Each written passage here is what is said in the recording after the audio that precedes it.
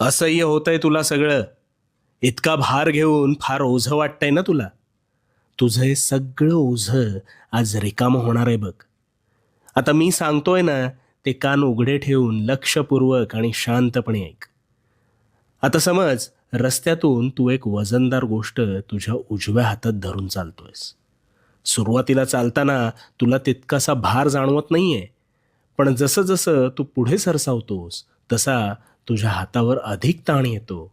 आणि मग अशा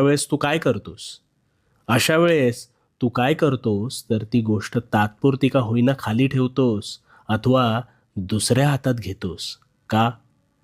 कारण भार झेपेनासा झाल्यावर त्यावर त्याच वेळी तू तत्परतेने मार्ग काढतोस आणि त्या हातावरचा भार टाळतोस.